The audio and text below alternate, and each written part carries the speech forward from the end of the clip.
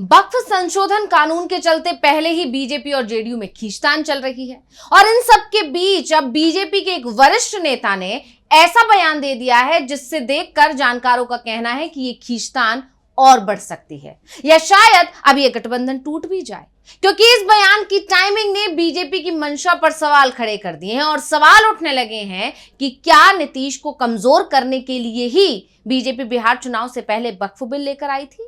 क्या नीतीश के सीएम पद पर दावेदारी को कमजोर करने के लिए बीजेपी ने ये पूरी की पूरी साजिश रची थी? ये सवाल क्यों उठने लगे हैं? क्या है इन दावों के पीछे की वजह? इसे समझने की कोशिश हम अपनी इस स्पेशल रिपोर्ट में करेंगे। नमस्कार, मैं हूं अंशिता।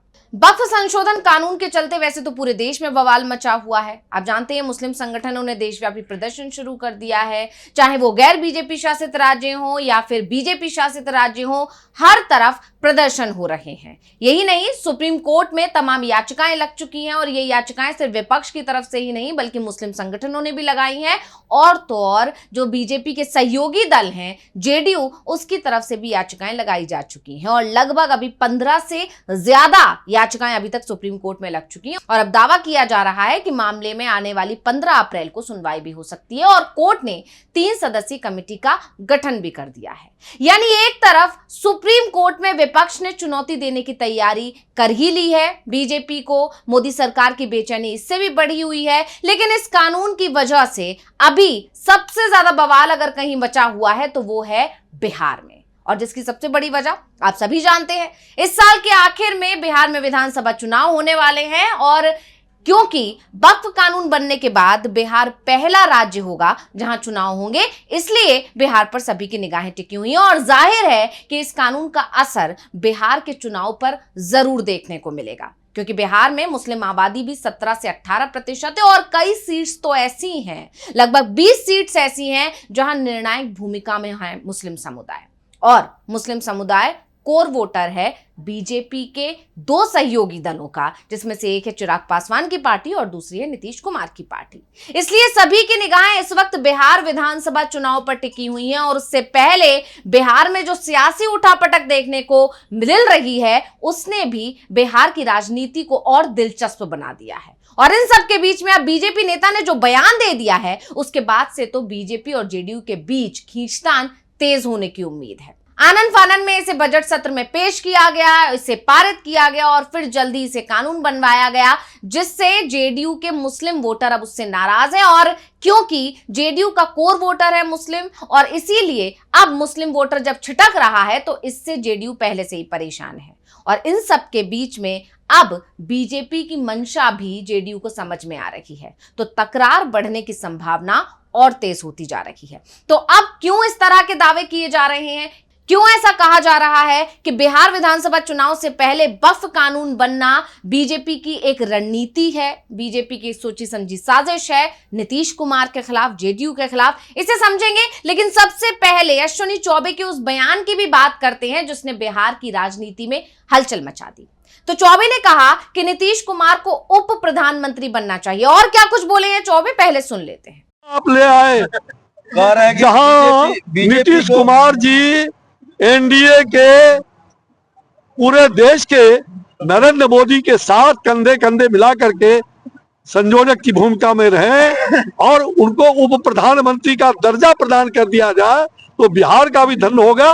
दूसरा उप प्रधानमंत्री हमें जगजीवन राम के बाद मिलेगा, ये हमारी इच्छा है, ये व्यक्तिगत रूप से। वो ऐसा सवाल क्यों कर रहे हैं कि लगातार की विपक्ष जो है बीजेपी को टारगेट नहीं कर रही है और कांग्रेस को लोग टारगेट कर रहे हैं? पप्पू यादव। अरे देखो, ऐसे ऐसे बहुत सारे लोग होते हैं, वो मैं उस पर बहुत टिप्पणी नहीं करना चाहता हूँ। ऐसे लोग धरा पर आते हैं, चले जाते हैं। ममता बनर्जी। चौबे ने अपने बयान में यह भी जोड़ा कि अगर नीतीश को यह पद मिलता है तो वो बिहार के लिए बाबू जगजीवन राम के बाद दूसरे उप प्रधानमंत्री होंगे। ये बयान अपने आप में कई सवाल खड़े करता है। सवाल ये है कि क्या ये बीजेपी की ओर से नीतीश को खुश करने की कोशिश है? हालांकि इसकी संभावना बिल्कुल ना के बराबर है, क्योंकि बीजेपी की कोशिश तो पूरी तरह से नीतीश को साइडलाइन करने की है, नीतीश की जेडीयू को खत्म करने की, ऐसे दावे किए जा रहे हैं। या फिर 2025 के विधानसभा चुनाव से पहले बीजेपी की तरफ से कोई नई रणनीति तैयार की जा रही है? क्या नीतीश का रिटायरमेंट प्लान तैयार किया जा रहा है? तो आप जानते ही हैं कि अश्विनी चौबे कोई छोटे नेता नहीं है। वो केंद्र में मंत्री रह चुके हैं और बिहार बीजेपी में उनका कद हमेशा से मजबूत रहा है। लेकिन सवाल ये है कि ये बयान अचानक क्यों आया, वो भी तब जब वक्फ कानून को लेकर इतना बवाल मचा हुआ है। जेडीयू पहले ही बीजेपी से नाराज है, अंदर खाने खबर आ रही है। तो अब जो चौबे का बयान आया है, क्या ये बीजेपी के केंद्रीय नेतृत्व की सहमति से दिया गया है या ये चौबे की निजी राय है? इससे पहले बिहार बीजेपी के अध्यक्ष दिलीप जायसवाल ने भी कुछ ऐसा ही कहा था। आपको याद होगा, एक बयान में उन्होंने नीतीश को उप मुख्यमंत्री कह दिया था। क्या था वो बयान, पहले सुनते हैं। प्रधानमंत्री नरेंद्र मोदी जी और हमारे लोकप्रिय उप मुख्यमंत्री श्री नीतीश कुमार जी का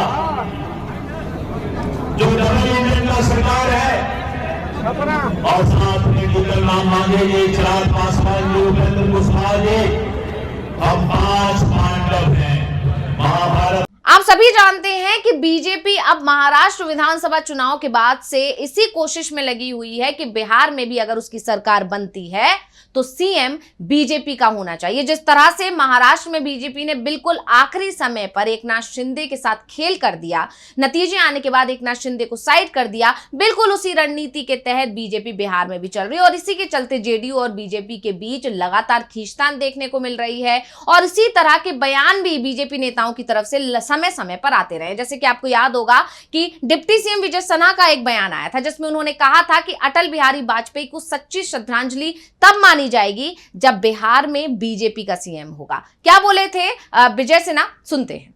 मिशन अधूरा है, भाजपा की अपनी सरकार हो तभी संजय अटल जी के प्रति सच्ची श्रद्धांजलि होगी, तभी हमारा और आपकी मन के अंदर शांत होगा। हालांकि जब विवाद बढ़ा तो उन्होंने अपने बयान पर सफाई दी। ऐसे में अश्विनी चौबे का भी बयान इसी तरफ इशारा करता है कि बीजेपी नीतीश को सीएम पद से दूर करना चाहती है। और इसी सब को देखकर जानकारों का दावा है कि बीजेपी की तरफ से बहुत ही सोच समझकर बिहार विधानसभा चुनाव से पहले ये कानून लाया गया है, जिसके चलते जो बिहार के मुस्लिम समुदाय हैं, जो धीरे धीरे नीतीश का कोर वोटर बने, आरजेडी को छोड़कर नीतीश के पाले में आए, वो मुस्लिम समुदाय के लोग नीतीश से जब नाराज होंगे तो नीतीश की दावेदारी सीएम पद को लेकर और कमजोर हो जाएगी। और इसीलिए बीजेपी की मंशा पर सवाल उठ रहे हैं। और इसमें अब जो अश्विनी चौबे का ये बयान आया, एक तरह से जो रिटायरमेंट प्लान बीजेपी की तरफ से नीतीश कुमार को दे दिया गया है, उसने बीजेपी की मंशा पर और सवाल खड़े कर दिए और जेडीयू में बेचैनी को बढ़ा दिया है। इसे ऐसे भी समझ सकते हैं कि बिहार बीजेपी के वरिष्ठ नेता और पूर्व केंद्रीय मंत्री अश्विनी चौबे ने मुख्यमंत्री नीतीश कुमार को जैसे ही रिटायरमेंट प्लान ऑफर किया, जेडीयू की तरफ से तुरंत पलटवार आ गया।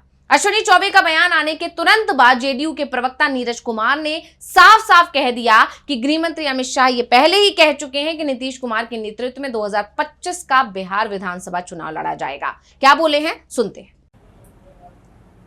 कौन क्या बोलते हैं यह मेरा विषयगत संदर्भ नहीं है।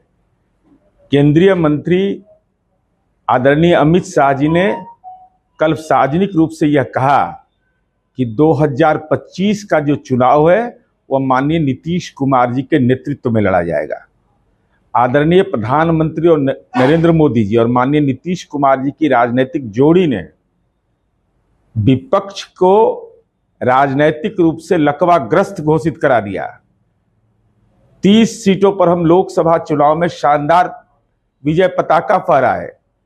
174 से ज्यादा सीटों पर हमारी बढ़त है और माननीय मुख्यमंत्री नीतीश कुमार जी राज्य की जनता की उम्मीद है। उम्मीद भरी निगाहों से जनता देखती है, जिसका भाजपा का केंद्रीय नेतृत्व हो, लोजपा का केंद्रीय नेतृत्व हो, राष्ट्रीय लोक मोर्चा का केंद्रीय नेतृत्व हो, ये तमाम सहयोगी पार्टियों को इस बात का एहसास है। यानी साफ है कि जेडीयू और बीजेपी के अंदर खींचतान बढ़ने वाली है और जेडीयू ये समझ चुकी है कि आखिर बीजेपी किस रणनीति के तहत काम कर रही है। बीजेपी पूरी तरह से इस कोशिश में लगी हुई है कि या तो जेडीयू को पूरी तरह खत्म कर दिया जाए या फिर जेडीयू को और नीतीश कुमार को इतना कमजोर कर दिया जाए कि आगे जब चुनाव की तैयारियों में पार्टी जुटे, एनडीए जुटे, तो उस वक्त नीतीश कुमार किसी भी तरह से बीजेपी पर कोई दबाव ना बना पाए, ना ही सीट बंटवारे को लेकर और ना ही सीएम पद को लेकर। लेकिन जेडीयू के तेवर बता रहे हैं कि वो अपनी मांग पर अड़ी रहेगी। अब देखना होगा कि अश्विनी चौबे का जो ये बयान आया है, इससे जो बवाल मचा है, इस पर क्या प्रतिक्रिया आती है और जेडीयू नेताओं की तरफ से क्या प्रतिक्रिया आती है, या फिर अब नीतीश कुमार बीजेपी की मंशा को समझकर क्या एक्शन लेते हैं। तो रिपोर्ट आपको कैसी लगी हमें कमेंट करके अपनी राय जरूर दीजिएगा। इसी के साथ मुझे दीजिए इजाजत। देखते रहिए DV लाइव। नमस्कार।